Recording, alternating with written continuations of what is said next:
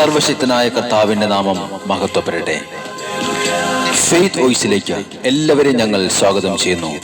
1 യോഹന്നാൻ 5-ാം അധ്യായം 14 മുതലുള്ള തിരുവചനങ്ങൾ ഇങ്ങനെ വ്യക്തമാക്കുന്നു: അവന്റെ ഇഷ്ടത്തിനനുസൃതമായി എന്തെങ്കിലും നാം ചോദിച്ചാൽ അവിടുന്ന് നമ്മുടെ പ്രാർത്ഥന കേൾക്കും എന്നതാണ് നമുക്ക് അവനുള്ള ഉറപ്പ്. ക്രിസ്തുവിൽ ഏറ്റവും സ്നേഹമുള്ളവരെ, ദൈവത്തിന്റെ ആഗ്രഹം നാം അനുഗ്രഹം പ്രാപിക്കണം എന്നാണ്.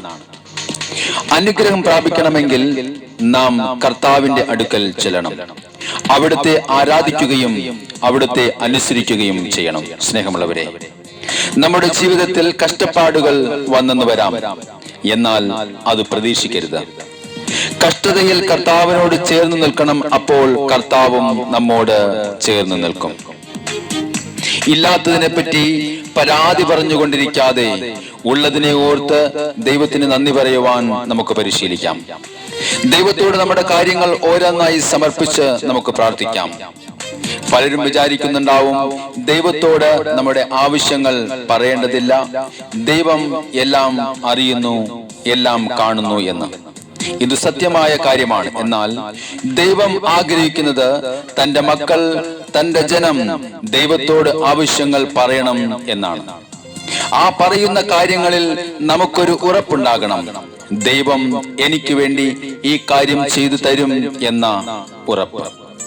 അതുകൊണ്ടാണ് 1 യോഹന്നാൻ 5-ാം അധ്യായം 14-ാം തിരുവചനം വ്യക്തമാക്കുന്നത്: അവന്റെ ഇഷ്ടത്തിനനുസൃതമായി എന്തെങ്കിലും നാം ചോദിച്ചാൽ അവിടുന്ന് നമ്മുടെ പ്രാർത്ഥനകൾ കേൾക്കും എന്നതാണ് നമുക്ക് അവനുള്ള ഉറപ്പ്. നമ്മുടെ പ്രാർത്ഥനയ്ക്ക് ഉത്തരം നൽകുന്ന കർത്താവായ യേശുവിനെ സ്തുതിച്ചുകൊണ്ട് നമുക്ക് പ്രാർത്ഥിക്കാം. ഉദ്ധാനം ചെയ്ത യേശുവിനെ നമുക്ക് പുകഴ്ത്താം. അവിടുത്തെ നമുക്ക് ആരാധിക്കാം. ദൈവ കുഞ്ഞാടായ കർത്താവായ യേശു, സകലത്തിന്റെ മേൽ അധികാരമുള്ള നമ്മുടെ ദൈവം കർത്താവിനെ ഈ നിമിഷം നമുക്ക് ആരാധിക്കാം. അവിടുത്തെ നാമം മഹത്വപ്പെടുത്താം.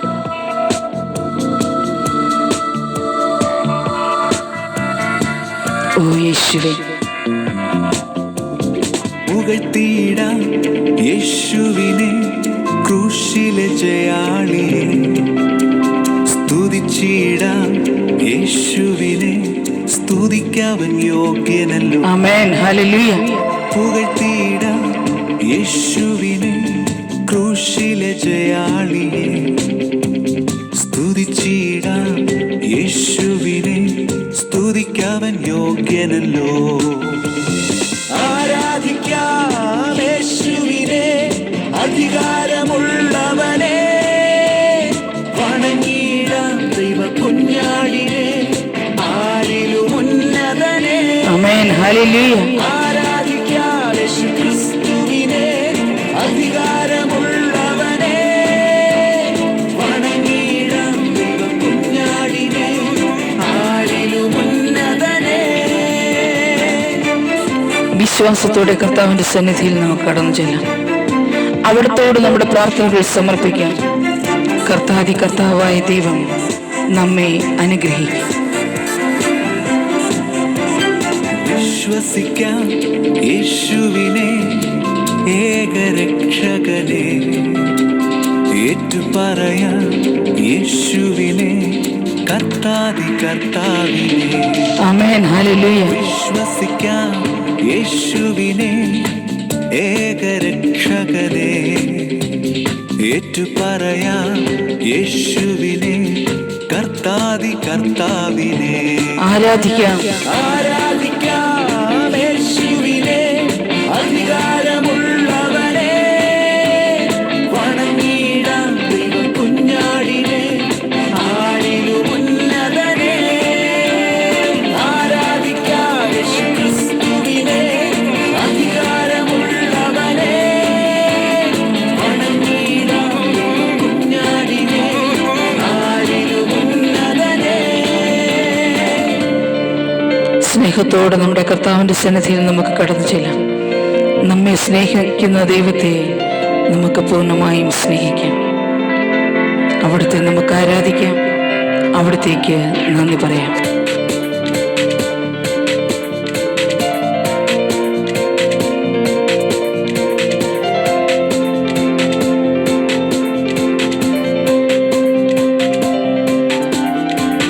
സ്നേഹിച്ചിടാം യേശുവിനെ ഏറ്റവും പ്രിയനായോനെ, സേവിച്ചിടാം യേശുവിനെ ഇന്നുമെന്നും അനന്യൻ. ആമേൻ. ഹല്ലേലൂയ. സ്നേഹിച്ചിടാം യേശുവിനെ ഏറ്റവും പ്രിയനായോനെ, സേവിച്ചിടാം യേശുവിനെ ഇന്നുമെന്നും അനന്യനെ. ആരാധിക്കാം. ആരാധിക്കാം യേശുവിനെ അധികാരമുള്ളവനെ, വണങ്ങിടാം ദൈവ കുഞ്ഞാടിനെ ആരിലും ഉന്നതനെ. ആരാധിക്കാം യേശു ക്രിസ്തുവിനെ അധികാരമുള്ളവനെ, വണങ്ങിടാം ദൈവ കുഞ്ഞാടിനെ ആരിലും ഉന്നതനെ. രാജാതി രാജാവായി വീണ്ടും വരുന്ന നമ്മുടെ കർത്താവിനെ മഹത്വപ്പെടുത്തിക്കൊണ്ട് അവിടുത്തെ ഈ നിമിഷം നമുക്ക് ആരാധിക്കാം. അവിടുത്തെ നാമത്തെ ഉയർത്തും നമ്മുടെ പ്രാർത്ഥനകൾ സമർപ്പിക്കാം.